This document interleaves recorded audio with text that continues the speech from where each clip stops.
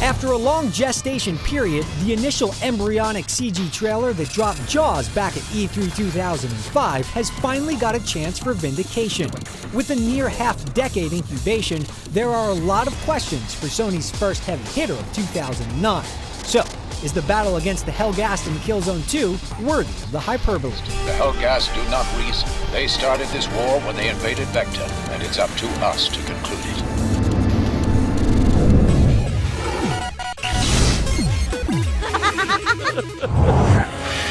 Do not toy with me. While there may be considerable backstory to mine from the first Killzone and its PSP cousin, Killzone 2 wastes little in ham-fisted exposition, instead immediately thrusting you into scenes of war and invasion with a tinge of red-eyed fascism. There are nods to the past games, with Jan Templar appearing, albeit non-playable, but there's always a subliminal premonition of the epic battle looming mere meters away. Taking on the role of Sev, an International Strategic Alliance or ISA sergeant, you invade the planet Helgen in an attempt to remove its charismatic dictator, Emperor Visari. In the previous games, he attempted an invasion of his own on the ISA planet of Vecta, so there's no shortage of motivation. You're a grunt, not messed up in the politics, and it's clear-cut who the bad guys are, though it's easy to get a little swayed by Visari's bellicose speeches delivered by the excellent voice acting of Brian Cox. We will unleash such terrible vengeance that generations yet unborn will cry out in anguish. It's a simple story, with a little something going on in the background, coupled with some smart in-game situations and the obligatory handful of twists. It's basically generic action movie 101, but it keeps things simple and accessible.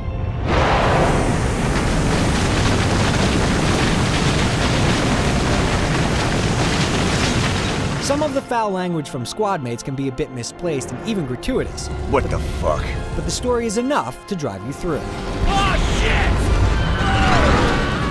This is fucked up!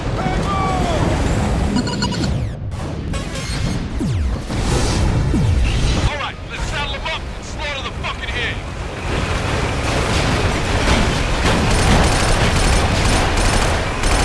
Sim, we need those tanks gone! Killzone 2's campaign offers a 10-hour trudge through the best the Helgen have to offer. Levels are divided into missions with various objectives, and an easy tap on the D-pad will show you which way to proceed. Despite spending most of the game with comrades, there's no co-op option, which is a disappointment. Objectives will often have you paired up with another ISA soldier or sometimes even a whole squad, and while they won't steal too many kills, they're far from cannon fodder. At least the enemies are often as intent on killing them as they are in killing you, which isn't the case in a lot of games. That's not to say that they won't rub you the wrong way every now and again, though. Other times, Sev goes it alone. Things would be impossible if it weren't for the old standby, the exploding barrel. The game doesn't necessarily feel cliched for it, but if there's one big ding, it's that Killzone 2 doesn't feel all that fresh.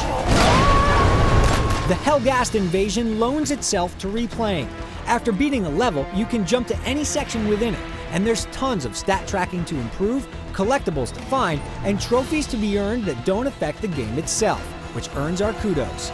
A mission that may have dogged you the first time can take on another light on replay, allowing you to stretch your tactical know-how. Even the lackluster early missions gain appeal.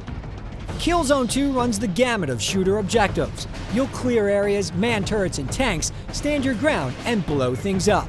You'll also take on bosses that are sometimes bullet sponges and sometimes a bit more puzzling. You get hints barked at you almost immediately, which removes some of the experimentation, or trial and error, depending on your taste. Shoot the overhead containers when he gets close to them. The first couple of levels are slow burners, but the pace picks up towards the second half of the game with some awesome set-piece scenarios.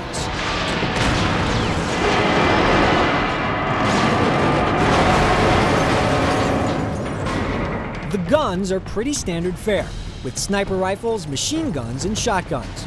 A few esoteric weapons make the rounds, projecting bolts or spraying an electric haze like a flamethrower. They're fun to play around with, but not as trustworthy as the standard issue ISA rifle. I'm ready for you. The online multiplayer component is called Warzone, where the cover controls are dropped, but you gain an incredible class system. It can be slow to start, as you're limited on guns and abilities, but once you start gaining points and experimenting, it really opens up. Putting time into your strengths is rewarded as class abilities are unlocked. Plus, the multiplayer is pretty dynamic, with the objectives switching without any troublesome loading. Search and retrieve! Locate the objectives and return them to the designated zone! It's great to see how standard fare like assassination being followed up with a search and destroy mission can quickly change the game dynamic. If you don't feel like playing with others, just turn on some bots and enter skirmish mode to get the lay of the land. These days, it's standard fare for a game to have a multiplayer component, but Killzone 2 goes a step above. Classes may not be new, but they're done well, and the progression system is deep. The game modes are also easy to pick up, and allowing mid-match swapping is a small stroke of genius. If you look for a lot of mileage out of your game purchases, Killzone 2 won't disappoint. The single player is relatively short, but there's incentive to play it again, while the multiplayer just keeps on giving.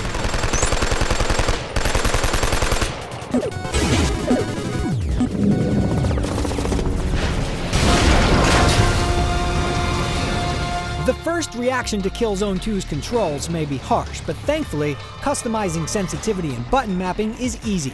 Even after some fine-tuning, things can feel lethargic from time to time, and peeking out of cover while trying to zoom in for a headshot is like playing Twister with your fingers, but you eventually wrap your head and hands around it. But beware, reloading takes eons, so it's important to watch your ammo count as well as your clip. Sev's also limited to 2 guns at a time, a main firearm and a pistol. You'll often have to arm certain weapons for a specific situation, like a missile launcher for downing tanks. This can leave you without ammo, running for cover, and hopefully a machine gun.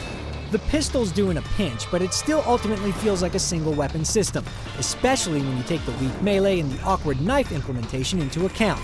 There's small caveats, but you'll get so good with your assault rifle that it can be hard to risk putting it down, even for an RPG. The Hellgast AI is pretty good.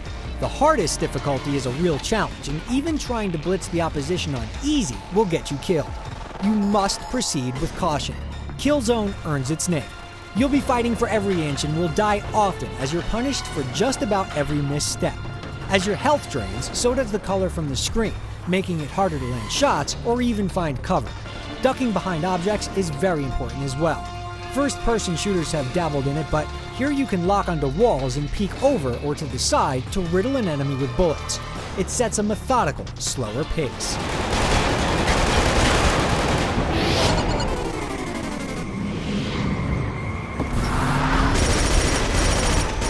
By this point, you've been watching Killzone 2 in motion for a few minutes, and it's obviously a beautiful game. There may be a few textures to nitpick, but that's exactly what it would be, nitpicking.